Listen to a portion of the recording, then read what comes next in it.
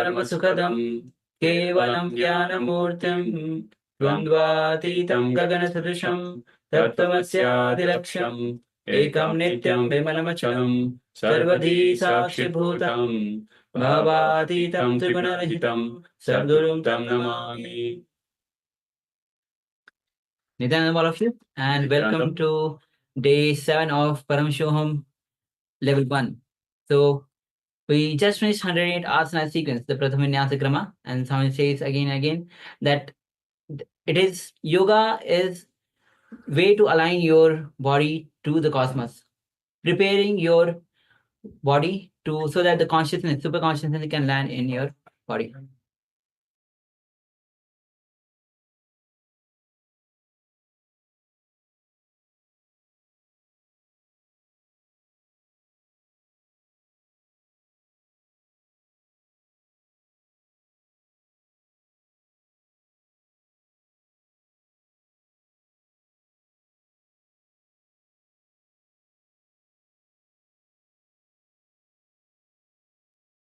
Yes, sorry for the technical glitch.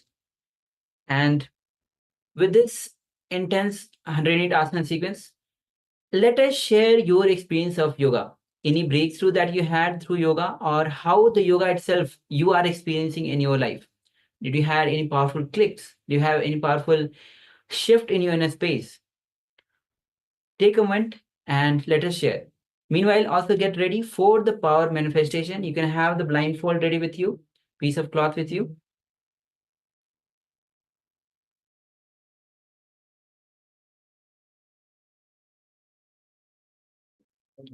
Yes. Meanwhile, you can get ready with the blindfold and also go ahead and share your experience. And meanwhile, we'll be entering into the Sas Pramana for manifesting the power of third eye. So Sas Pramana for manifesting the powers of third eye goes as Kapala antarmano yasya tishthanmilitalochanaha kramena manaso dharyat lakshaye lakshamuttamam. Now, the translation of this beautiful verse goes as by fixing the mind on the inner space within the crown center and sitting stably without any movement, having the eyes closed in succession, by that stability of the mind and the inner space, through the power of third eye, one directly sees the ultimate goal, Laksham, by having the vision beyond the sight that reveals any object or place, attaining the space of oneness with the source Paramashiva. So with this, let's get ready to manifest the power of third eye. Yes, so once again, requesting participants, please put on your eye band.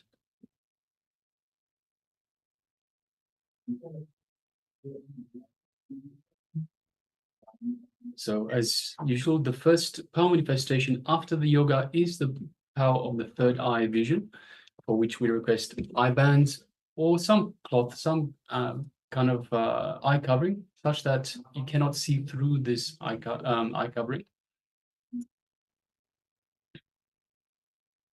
All right, so let us now sit comfortably with our head, neck, and spine in a straight line. Let us just take a couple of deep breaths in and out. Just breathe in and breathe out.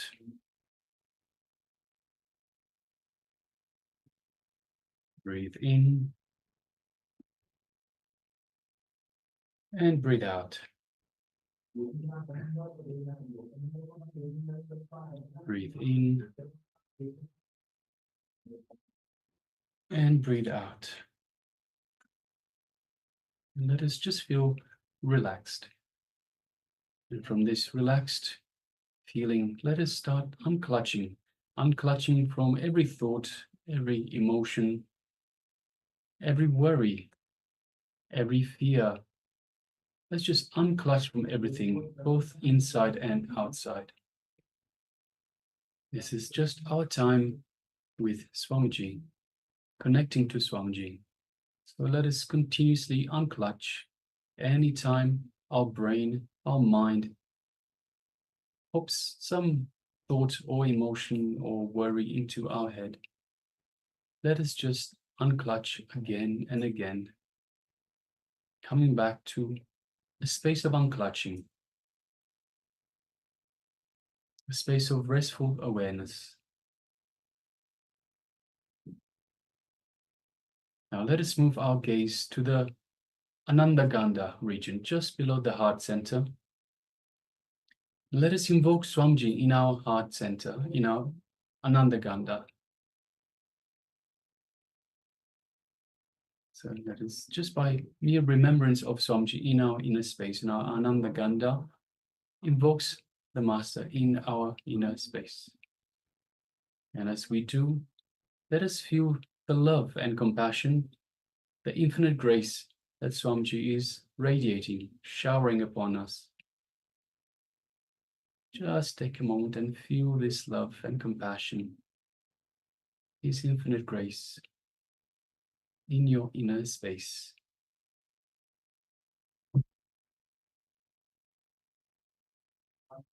Feel the space of oneness with Swamiji, the Supreme Pontiff of Hinduism.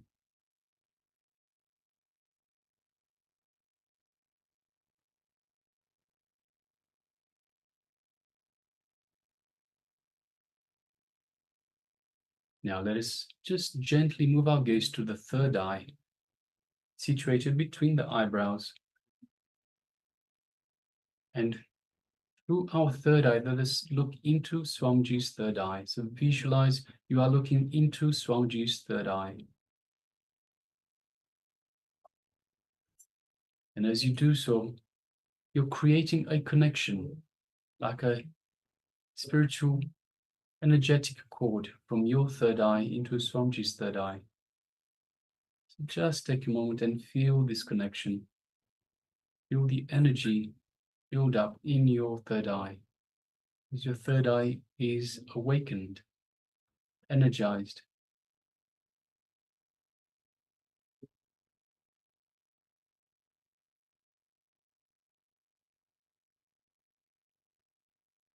Now let us start chanting the Mahavakya. Om Nithyananda Paramashivoham. Om Nithyananda Paramashivoham. Om Nithyananda Paramashivoham. Continue chanting the Mahavakya, the cosmic code word that Swamiji has given us to connect to him. And from this space of oneness, from this space of feeling connection with Swamiji, let us manifest this power of the third eye vision, seeing the image through your third eye. The image is being Paramashivoham.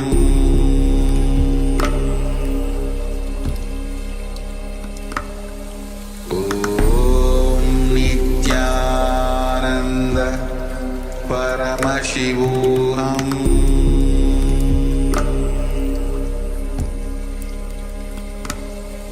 Om Nithyananda Paramashivoham.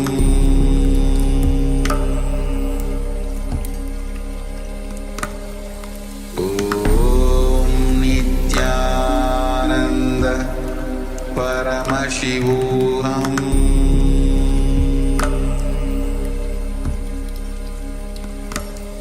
Om Nithyananda Paramashivoham.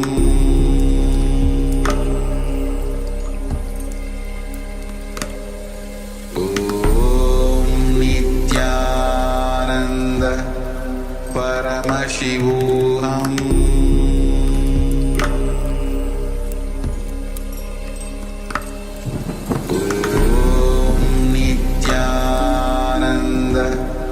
Paramashivoham.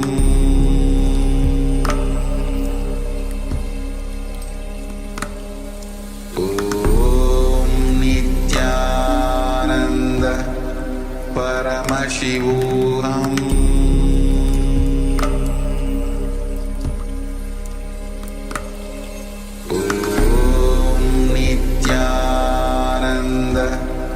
Paramashivoham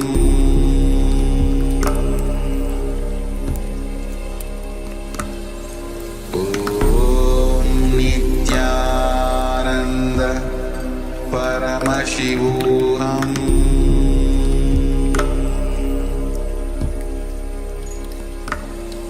Om Nithyananda Paramashivoham Paramashivoham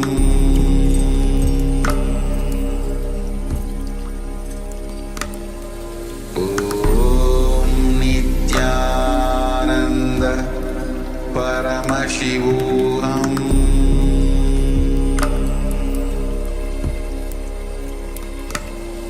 Om Nithyananda Paramashivoham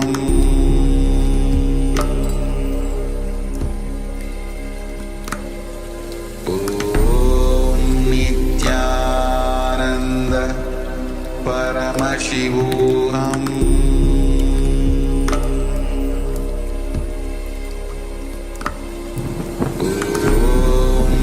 Nithyananda Paramashivoham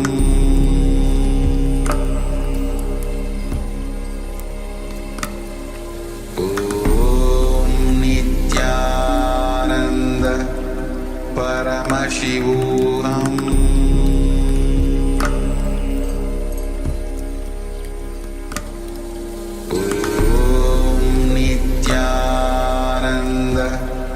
Paramashivoham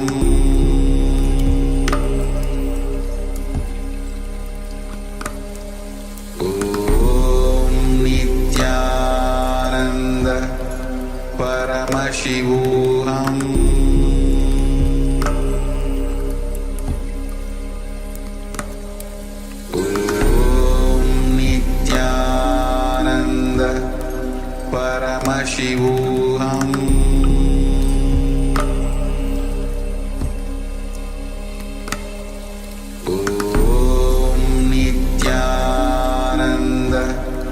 Paramashivoham Om Nithyananda Paramashivoham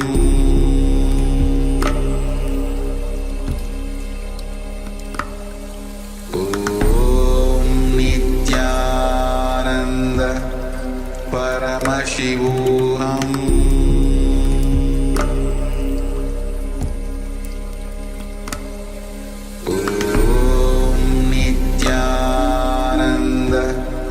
Paramashivoham Om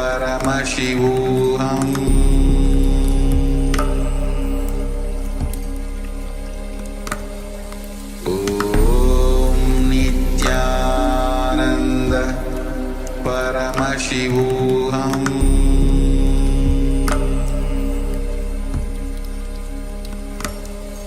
Om Nithyananda Paramashivoham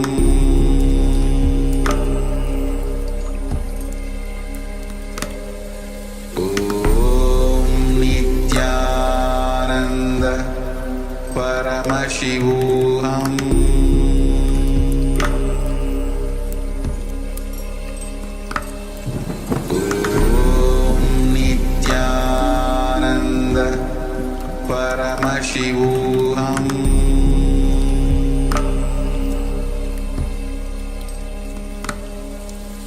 Om Nithyananda Paramashivoham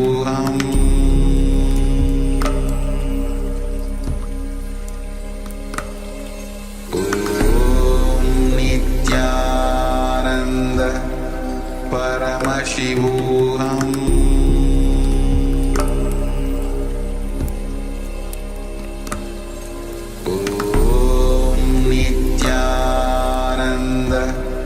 Paramashivoham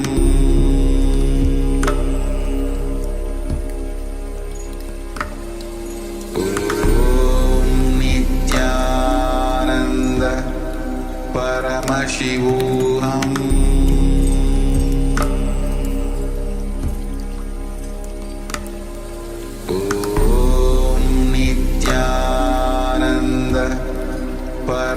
Paramashivoham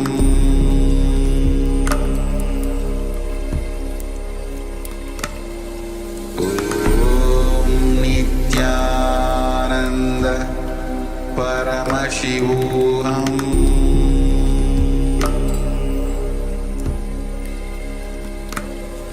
Om Nithyananda Paramashivoham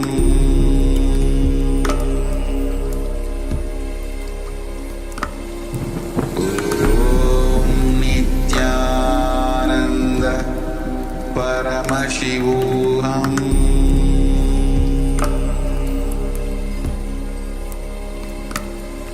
Om Nithyananda Paramashivoham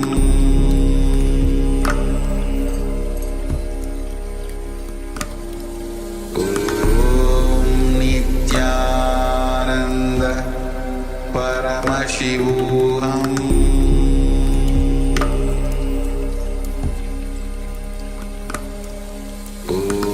Om Nithyananda Paramashivoham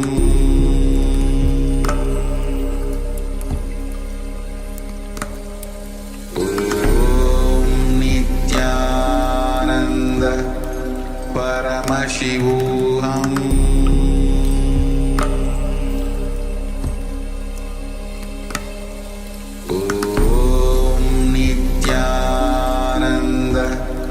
Paramashivoham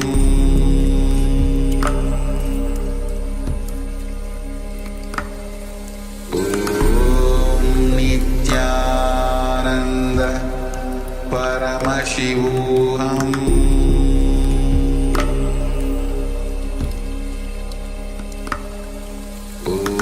Om Nithyananda Paramashivoham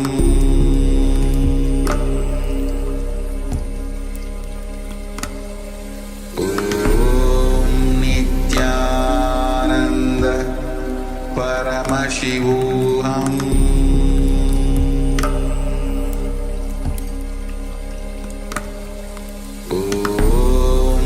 Nithyananda Paramashivoham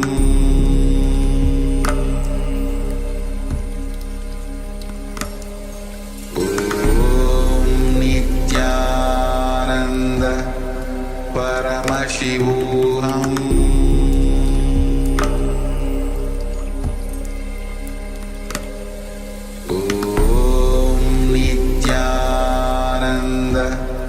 Paramashivoham Om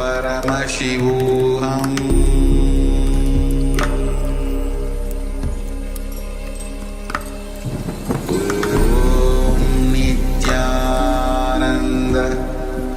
Paramashivoham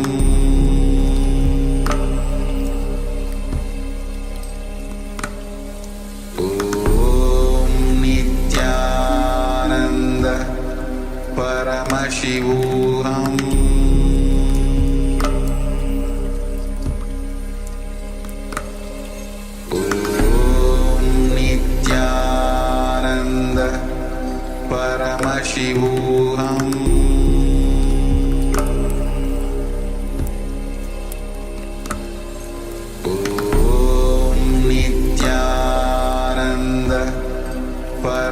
Paramashivoham Om Nithyananda Paramashivoham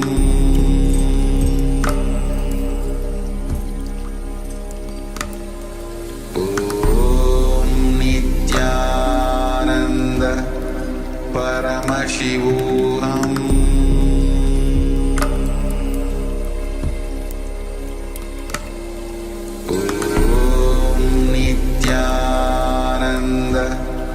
Paramashivoham